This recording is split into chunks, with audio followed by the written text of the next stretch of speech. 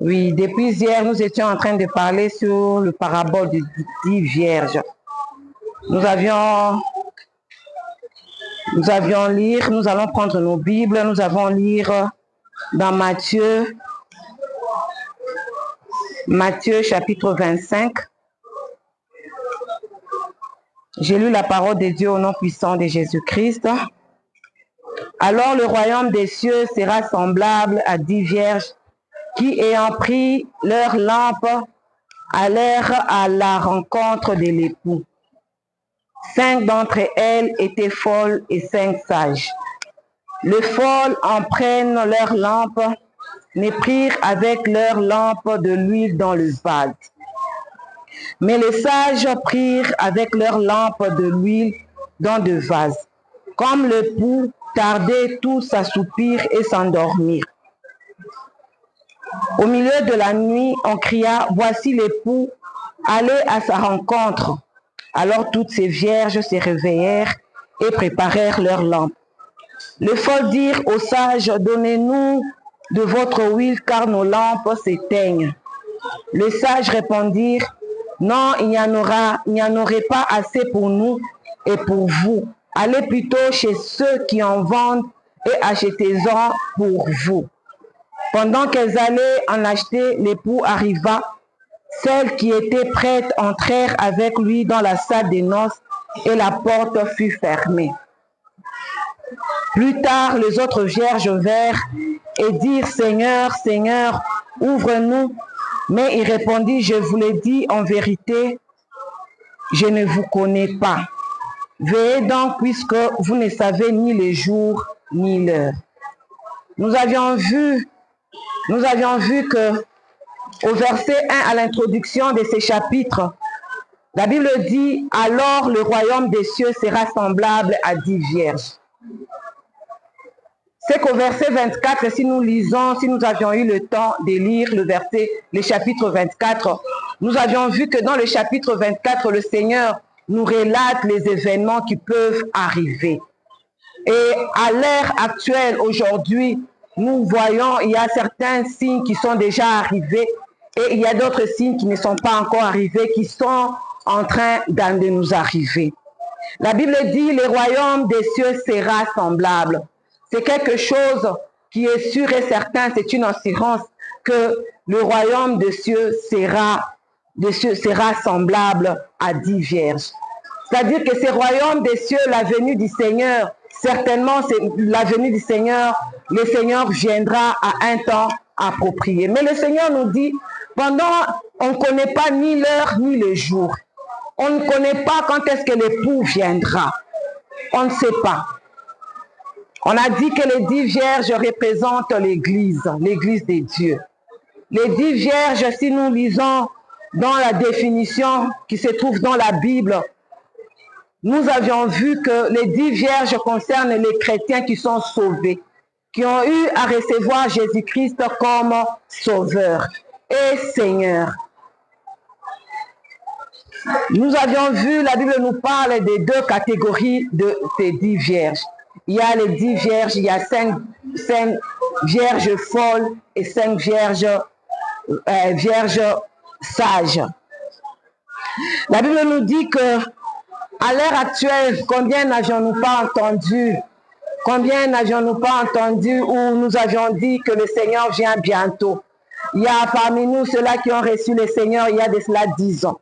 Il y a d'autres qui ont reçu le Seigneur il y a de cela 5 ans. Il y a d'autres qui ont reçu le Seigneur il y a de cela 20 ans ou 30 ans. Mais lorsque nous avions reçu le Seigneur, on nous a dit que le Seigneur vient bientôt. Mais après 30 ans, après 40 ans, mais le Seigneur tarde à venir. Bien-aimés, le fait que le Seigneur tarde à venir, cela ne veut pas dire que le Seigneur ne viendra pas. Le Seigneur viendra. Mais il nous donne seulement un temps où nous puissions nous mettre sur son chemin, afin que lorsqu'il viendra, que nous ne puissions pas rater. Bien-aimés, nous avions lu, la Bible nous dit que les 10 vierges, eux tous, en attendant que l'époux vienne, la Bible dit que eux tous dormaient, ils se sont assoupis. Bien-aimés, dans l'attente de quelque chose, Des fois, on est fatigué. Dans l'attente de quelque chose, on s'attend à quelque chose, mais lorsque cette chose-là ne vient pas, nous sommes stressés. Mais la Bible nous dit dans 1 Thessaloniciens que nous ne dormons pas, nous ne dormons donc point comme les autres, mais veillons et soyons sobres. Bien-aimés, nous avions vu le Sainte Vierge folle. On a dit que ce sont des chrétiens paresseux, des chrétiens insensés, qui ne se contentent que des peu qu'ils ont.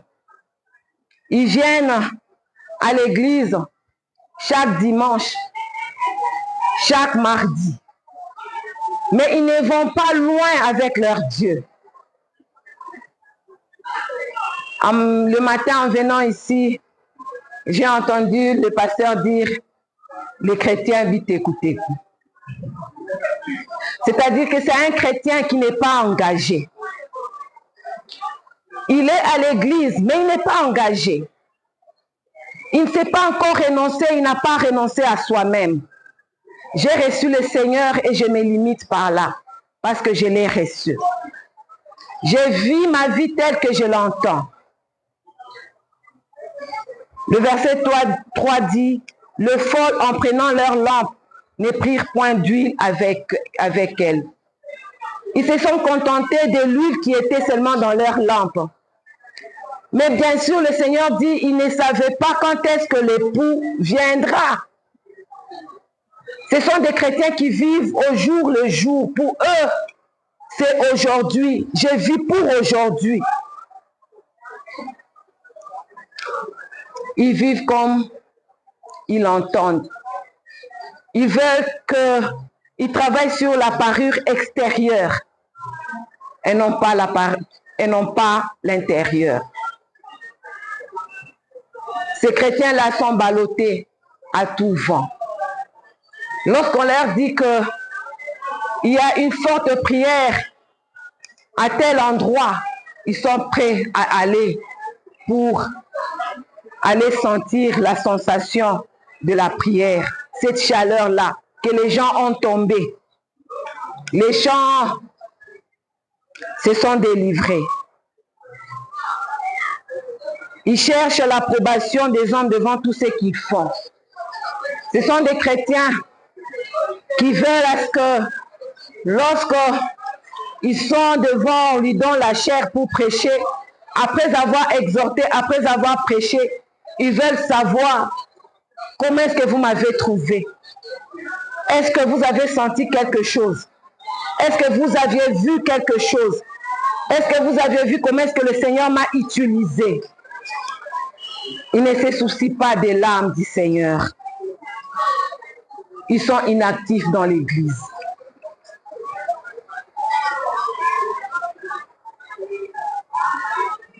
Ils viennent à l'église, bien-aimés, pour critiquer.